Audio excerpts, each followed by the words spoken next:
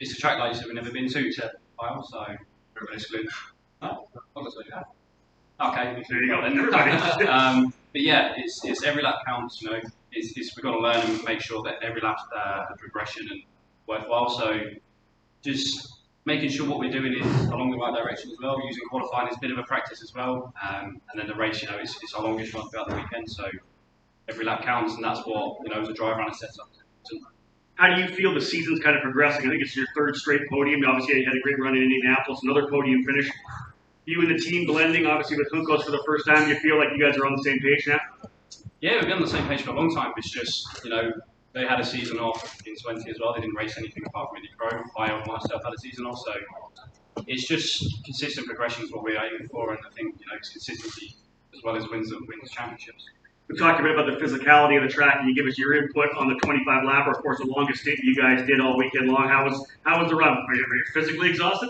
No, just hot and sweaty. It's good fun. It's physical. It's a challenge. Like my thumbs are blistering, but IndyCar having much tougher than us. There you go. Let's move down to Linus Lundqvist. He's been a winner already this season. Came in second in points. And actually, what I've got here, 2 points back now of our our point leader continuing to be David Malukas. Linus, let's talk about the weekend on the whole for you. You guys rolled off the trailer pretty well. You're going to start pole tomorrow morning for race number 2. Overall, how did you feel the race went? You obviously challenged early, but then you were in the middle of a defense mode, trying to hold off Toby.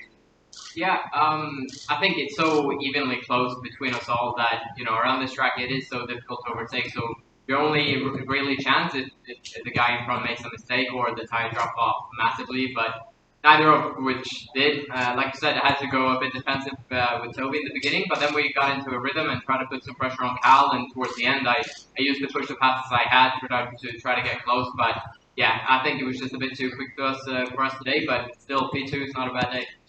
25 lap race distance. Overall, how did you feel your car progressed or degressed throughout the session? Did it get worse?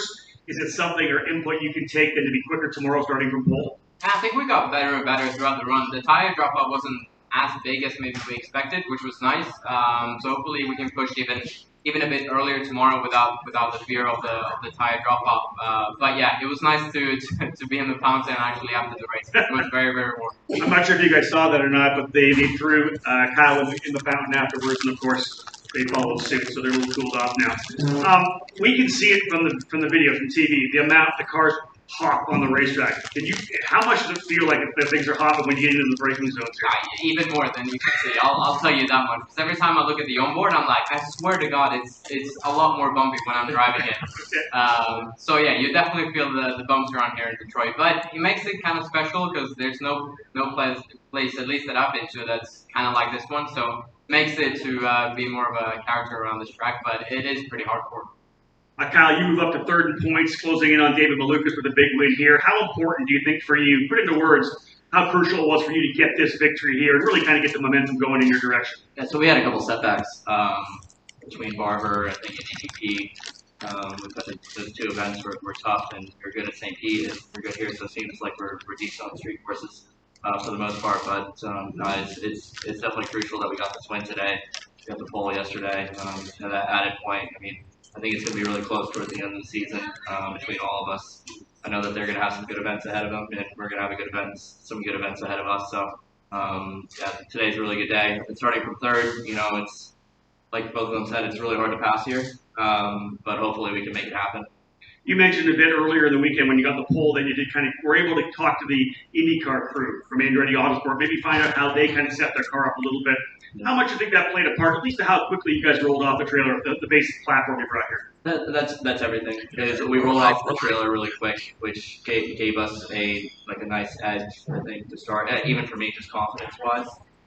Having a car in practice is very important, which has helped me learn the track a little quicker, which I think is why we're really solid in Quali 1 compared to Quali 2. But they're catching up. As the weekend evolves, track team script, they're going to learn. And we've kind of not really touched the car because I feel like we've kind of found a balance that we're happy with, and because the track changes so much, it's hard to make a change and predict what the track's going to do. Yeah, we can talk to the IndyCar guys, but they're on different tires. They're on Firestone, we're on the Cooper tires. So it still affects us a little bit. And this is the first weekend that we've ever ran with Michelin tires on the track as well. So which is a little bit different, but I think at a street course it doesn't matter as much because the track's always evolving, it's always getting cleaner. But with that being said, when you get offline, it's even worse. So I think even tomorrow, after they do their race today, IMSA does their race today, and then IndyCar does qualifying tomorrow, offline's gonna be really bad, and which is actually quite good for us starting from the inside tomorrow. Sure enough, and that was going to be kind of my segue. All day yesterday, you raced on the Michelin, the IMSA rubber, the Michelin rubber. You weren't able to race on any of the Firestone rubber. Of course, IndyCar qualified. Then you went out. Was there a surprise in the way the car handled, or were you kind of able to predict it based on past performance? Well, I went and talked to the IndyCar guys. I talked to James Hinchcliffe and Renus, and they both said that it's just starting to gain front grip, and I think that was kind of characteristic of the session. It's just across the center of the corner. It's just had more front grip, which we might have to tune to a little bit, especially since they're going to be running a lot more within the race and qualifying and IMSA's race. So it's going to be a little bit of a guessing game tomorrow for sure, but I think we'll hit it. Let me cap with this because people ask me this question. Obviously, I think the level of talent we have this year is probably higher than we've had in the last maybe 6 or 7 years, depth-wise all the way back. There's so much talent in the field. People ask me who I think is going to be able to get to the championship. Well, obviously, you three drivers, flow David in there as well. What do you think, and I'll cap with this, what do you think it's going to take for someone to be able to get out and steal this championship? You know, it's gonna take some good hard racing because, like I said, I think they're gonna have some good weekends ahead of us, or ahead of them, and likewise for us. I hope that we're gonna have a good race there at the end. But right now, I think Linus has won 2 races, David's won 2 races, and so have I now. So it's been really close, and I think it's consistency, making sure you don't make any mistakes, and try and get as many wins as possible because we're all pretty equal at the moment. Any questions right now from the guys in here? Do you want to do one-on-ones? There's the answer, guys. One-on-ones. Thank you so much. Congratulations, guys. Well done. Thank you, folks.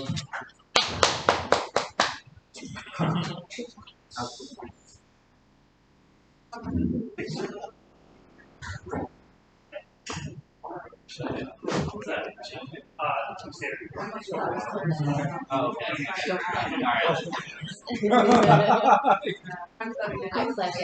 The guys just finished off, and Toby's out. We got Lance over here as well. That's the press conference.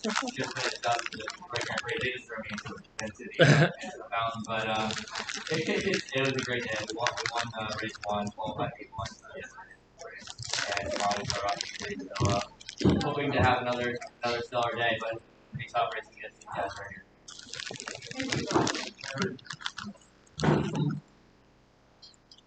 Tommy, how are you? Nice to meet you. I'm going to watch your name. Can I help you with anything else? Really like you good? My staff has been here for the last 8 years. I know it's your first time back. My first time I've ever been here, actually. Okay, great. Yeah. So they'll be around if there's some time coming up. If there's any of the teams that maybe want a word or a short interview, just give a text of availability. Honestly, literally, if you just send somebody over to our paddock, I can make sure I can find somebody.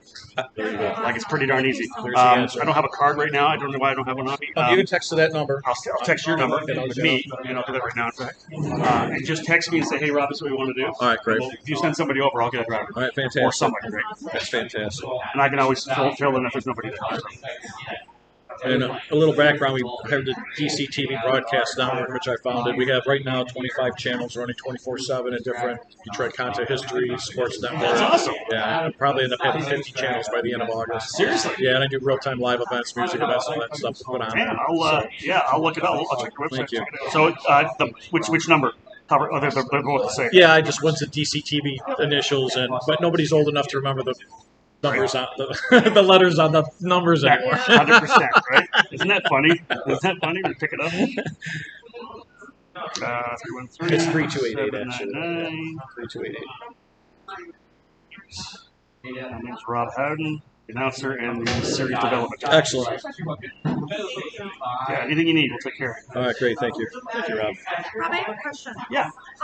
Do any light drivers river tires? Yes. We're all in Cooper. So the Road to Indy is formed of 3 different series. Are you know baseball at all?